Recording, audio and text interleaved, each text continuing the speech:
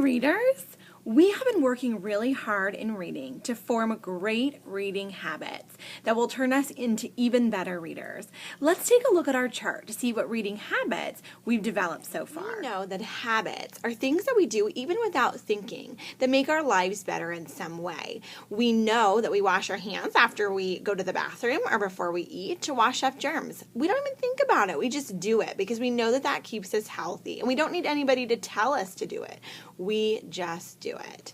We know that as readers, there are some habits we do, things we do without even thinking that make us better readers. We know that we take a sneak peek at the beginning of the story. That helps information stick as we keep reading the book so that we understand what's happening. We also know that when we start reading, we check our sneak peek. We see if we were right or we were wrong and are thinking about the book. We're going to talk about the habits we have around finishing a book. I'm finishing the book Ollie the Stomper. Let's go swimming, Ollie shouts, and they do. Okay, next book. Readers, what you just saw me do was not a great reading habit. I want to get rid of that bad habit of just finishing a book and quickly going to the next one. And I want to build a good reading habit for when I finish a book. When strong readers finish a book, they have the habit of doing something at the end. They might reread their favorite part of the book. They might reread the whole book like we do in group when we finish. They might think back over the parts in the book.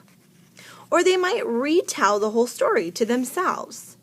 These are the habits of great readers. So when you saw me finish the book and not do anything, it's because I have not built the good reading habit of doing something at the end. Let's see how it looks when I have built that habit of doing something at the end of my book.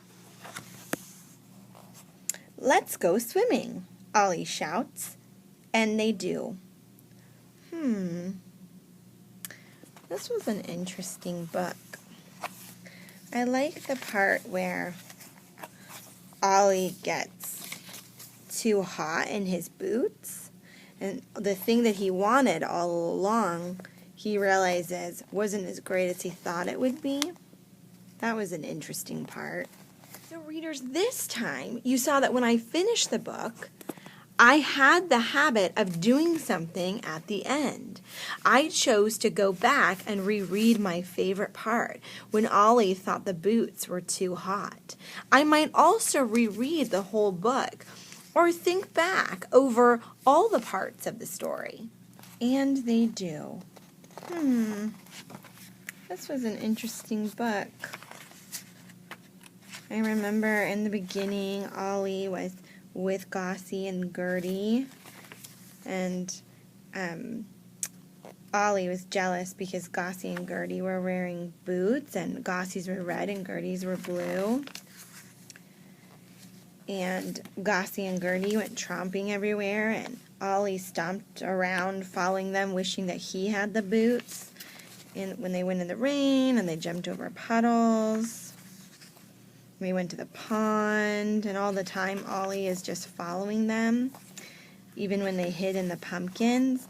And then finally Ollie gets mad in this part, and he shouts that he wants boots, and Gossie and Gertie pay attention, and they stomp over to Ollie. And they're so nice because Gossie gives one of his red boots up and Gertie gives one of his blue boots up. And then Ollie has two boots, one of each, and Gossie and Gertie only have their one boot. And they follow Ollie around all the way over to the piggery. But then Ollie still isn't happy. He looks at his boots and he talks about them being too hot, which is my favorite part when he realized that. And then he took his off, and then Gossie and Gertie take theirs off, and then none of them have boots at the end, and they go swimming. So readers, that time I was also doing something at the end. I was thinking back over all the parts that I had read. I wasn't rereading them. I was using my own words to retell each part. That really helped me get to know the story better. And they do. So in the beginning of this story, Ollie wants boots like Ossie and Gertie have, and he stomps around and follows them. In the middle, Ollie continues to follow them until finally he erupts in anger and shouts, "I want boots!" And Gossie and Gertie give him one of theirs, and then they start following him around. But at the end, Ollie realizes that the boots are too hot and he kicks them off, and so do Gossie and Gertie, and then they go swimming together. So readers, that time, I did something at the end by retelling to myself. I used the red phone to do that because I like to hear myself when I'm talking. It sticks in my brain better. But you can just whisper it to yourself. The important thing is that good readers have the habit of doing something at the end. They never just finish a book and, oh, next, like I did at the beginning. They always do something. They might reread a favorite part, reread the whole book, think back over all the parts of the book, or retell the book to themselves. Readers, today when you finish a book, build the good habit of doing something at the end. Don't just move on to the next book. Great readers have the habit of doing something. Maybe you'll retell it to yourself. Maybe you'll go back and think about all the parts of the book. Maybe you'll reread the whole book, or maybe you'll go back and reread your favorite part. But great readers always do something at the end of a book. Happy reading!